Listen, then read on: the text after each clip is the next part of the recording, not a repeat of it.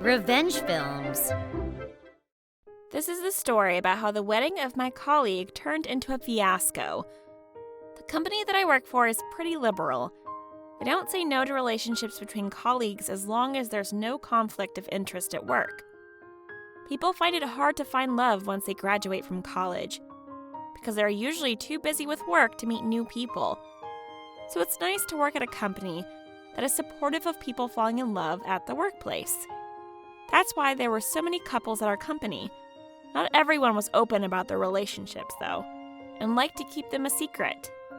And this year, many couples from the office were getting married. So it was not rare for us to attend a wedding 2 times in 1 month.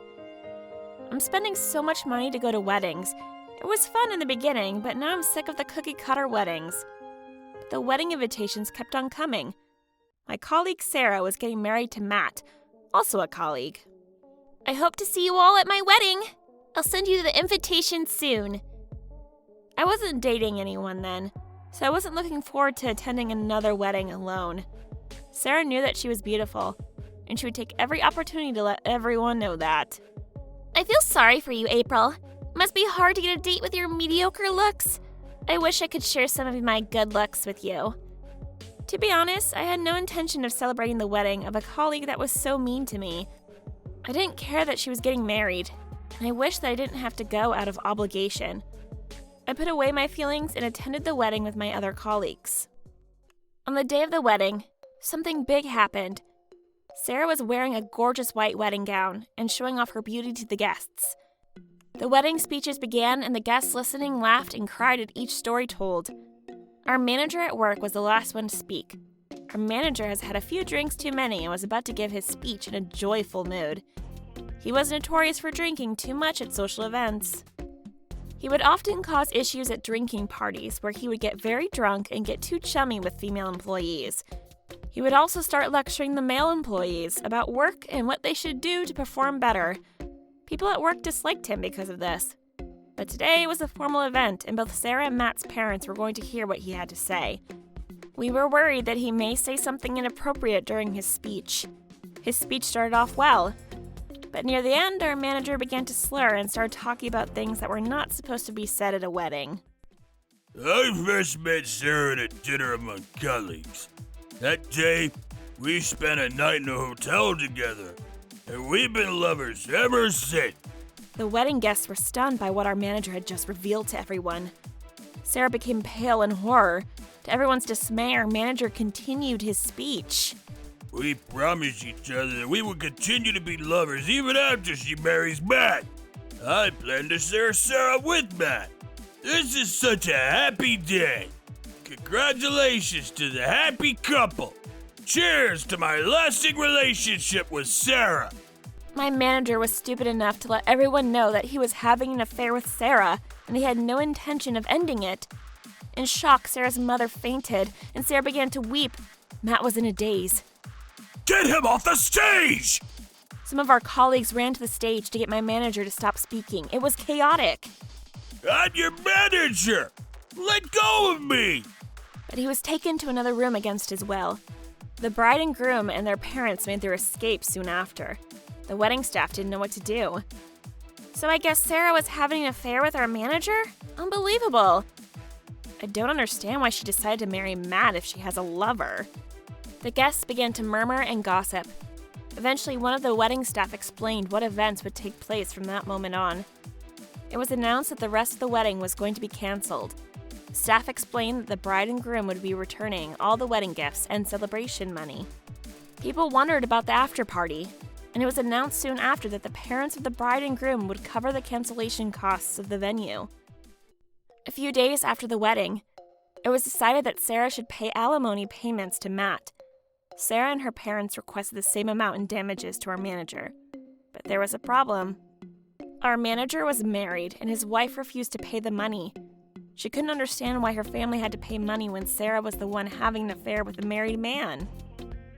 She's the one that slept with my husband and ruined my marriage. There's no way in hell that I'm paying for anything. I understood where our manager's wife was coming from. She was a victim too. Sarah shouldn't be allowed to ruin someone else's marriage and try to have a happy marriage of her own. Just wasn't fair. Sarah needed to own up to the fact that she was greedy and selfish. After consulting with lawyers, it was decided that both parties were at fault. An agreement was reached. As for Sarah and Matt, they broke off their marriage and both resigned from the company. Matt began to work for a different company in the same industry. Everyone felt sorry for Matt. Why do you have to leave the company too? You did nothing wrong! Guess Matt wanted to put the incident behind him. And it wouldn't help that people in the company would continue to gossip about the affair. I heard rumors that Sarah was locked up in her parents' house in shame. I also heard that she was having a tough time paying the alimony payments to Matt. Payment amount was so big. She wasn't locked up in her house, she would work all day and night to earn money. As for our manager, he is related to the president of our company. We all thought he would get fired for what he did, but that didn't seem to be the case. I guess being a relative of the president of the company has its perks. I agree. I can't believe he has the nerve to continue work like nothing's happened, though. The employees of the company gossiped and expressed their discontent. Because of this, our manager was finally fired. The day after the wedding, our manager realized the severity of what he had done. He had hoped that his wife wouldn't find out. But when she did, she divorced him. Like Sarah, he had to pay a large amount of alimony to his former wife. Because of our manager's drunken stupor, Sarah lost her fiancé and ended up paying alimony to Matt. But no one took her side. In anger, Sarah said to our manager, This is all your fault. My wedding was called off because of you. But she was the one that chose to have an affair with a married man. She had to deal with the consequences. She was a fool for thinking that she could have had a happy marriage while continuing her affair with another man. She had a bad personality and no one in the office liked her. People in the office enjoyed talking about Sarah's failed marriage. Did you hear that Matt left Sarah? She got what she deserved. If she'd been nicer to the people around her, this might not have happened. It was now everyone else's turn to make fun of Sarah.